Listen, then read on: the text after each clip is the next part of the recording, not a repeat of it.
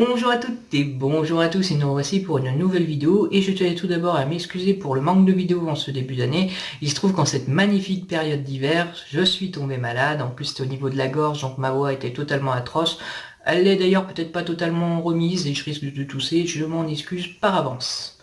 Donc dans ma précédente vidéo où j'avais fait un appel à sujet, j'ai eu notamment un commentaire de Stéphanie Guberac qui me posait deux questions. Peut-on virer le Premier ministre ? Et si vraiment nous sommes dans une démocratie, pourquoi ne peut-on pas destituer également le président de la République de ses fonctions ? Ce sont deux très bonnes questions et dans les deux, j'ai envie de dire, il y a beaucoup d'idées reçues. La première est très intéressante, mais je pense que je vais, dans cette vidéo-là, m'attarder surtout sur la seconde, c'est-à-dire la destitution du président. Interrogeons-nous sur qu'est-ce que dit le droit ? Vraiment. Est-ce qu'il faudrait vraiment commencer par se pencher par le droit ? Au final, quand il y a eu des grandes révolutions, notamment la Révolution française, on a bel et bien destitué le pouvoir royal. Et pourtant, ce n'était pas prévu par le roi. Donc effectivement, lorsque on a également une invasion étrangère qui arrive, qui renverse totalement le pouvoir, il y a bel et bien une destitution. Et pourtant, là encore, ce n'est pas prévu dans le cadre de la loi. En réalité, les scénarios de destitution, ça peut arriver sans que ce soit le fruit d'une procédure légale. Ça peut être une révolte, une guerre civile, tout comme cela peut être une intervention étrangère qui pousse à l'exil, qui arrête la personne, qui la tue. Ça peut être plein de choses qui ne sont pas prévues dans le droit. Donc, mine de rien, on peut avoir une destitution du pouvoir sans vraiment regarder le droit. Mais je pense que la question n'était pas là.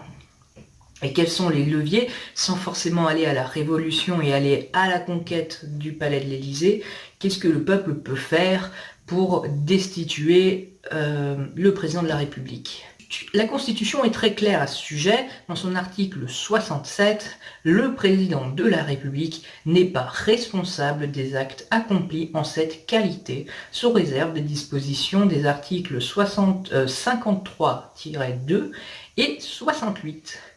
Il ne peut, durant son mandat et devant aucune juridiction ou autorité administrative française, être requis de témoigner non plus que de faire l'objet d'une action, d'un acte d'information, d'instruction ou de poursuite. Ok, donc en fait c'est le fait du prince, le président est intouchable ? Ou non. Il y a deux articles que vous avez pu voir. Le 53.2, on va l'exclure, c'est sur les accords internationaux. Ce qui va m'intéresser, c'est le 68.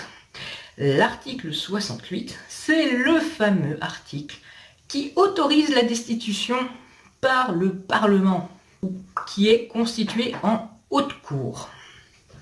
Effectivement, je sais que la question semblait dire que ce n'est pas possible. Il y a tout un acte, toute une partie, tout un titre dans la Constitution qui est dédié à la haute cour. Et donc, de quoi s'agit-il ?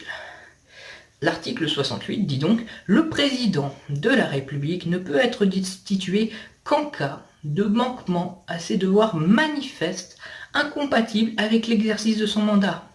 La destitution est prononcée par le Parlement constitué en haute cour. » Il faut savoir que ceci fait suite à une réforme constitutionnelle qui a eu lieu en 2007. Car avant, on ne pouvait vraiment poursuivre le président qu'en cas de haute trahison. C'est un acte vraiment très fort, la haute trahison. C'est très compliqué de pouvoir arriver à accuser quelqu'un de haute trahison. Depuis, on a quand même rendu des causes un peu plus élargies. Et aujourd'hui, en cas de manquement à ses devoirs manifestes, incompatibles avec l'exercice de son mandat. Typiquement, le président devient malade et commence à perdre la tête, mais refuse de démissionner. Puisqu'il n'est plus vraiment apte de ses moyens, il y a clairement un manquement à ses devoirs manifestes incompatibles avec l'exercice de son mandat. La haute trahison en fait partie également. S'il décide tout simplement de vendre la France à l'Allemagne, écoutez, il aura beau être président, on pourrait l'accuser de haute trahison et le destituer. car il va à l'encontre de la souveraineté nationale.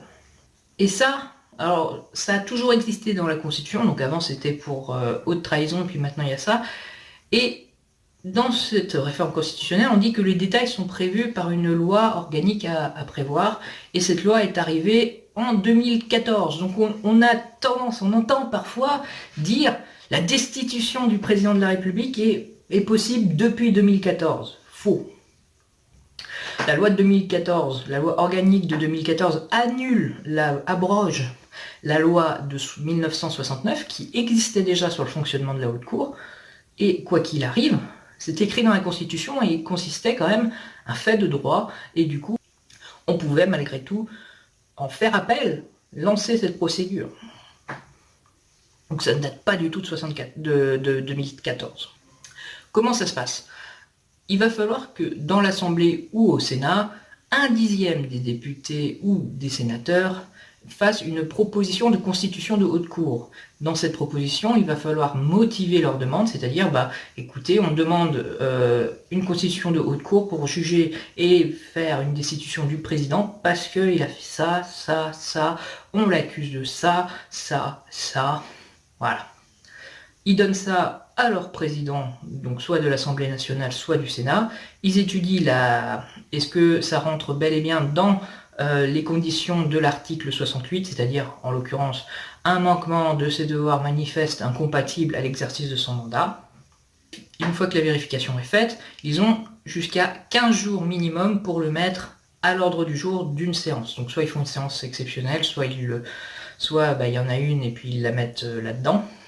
Ils vont débattre, il ne peut y avoir qu'une seule lecture et il n'y a aucun amendement possible à aucun moment de la procédure.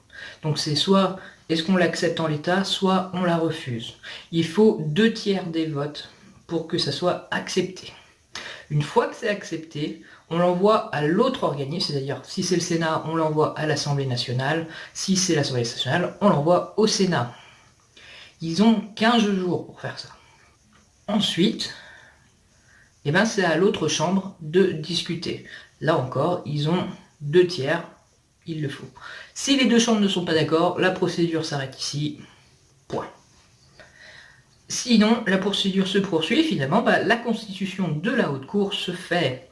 La Haute Cour est composée de 22 membres qui sont désignés par le président de l'Assemblée nationale, par le bureau de l'Assemblée nationale et du Sénat, et le but c'est d'essayer de respecter la proportionnelle qui est représentative de leur chambre.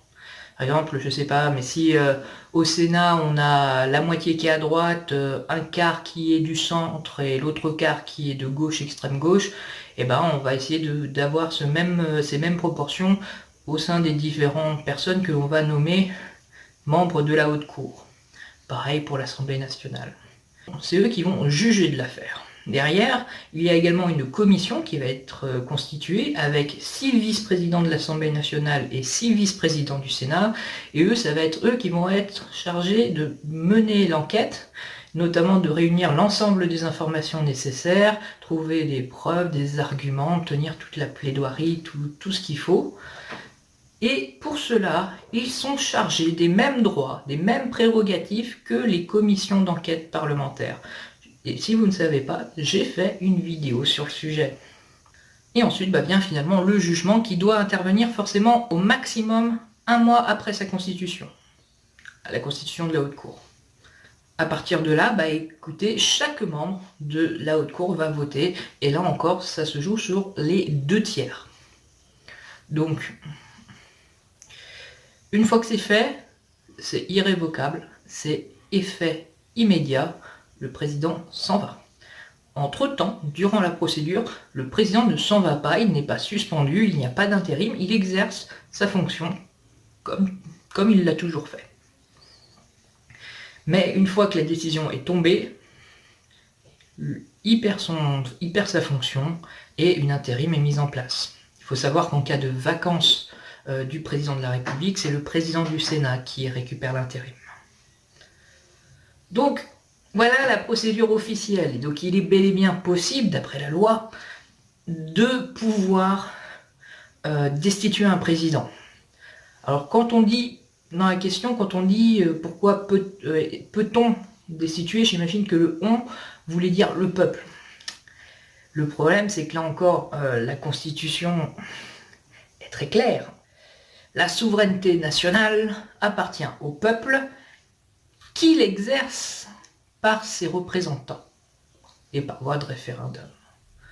Donc, effectivement, en fait, le peuple, lui, n'intervient pas, mais intervient via ses représentants. Donc, effectivement, le peuple, directement, n'a pas la main dessus. Par contre, il est en droit d'attendre que ses parlementaires, sénateurs et députés se saisissent du dossier en cas de manquement manifeste.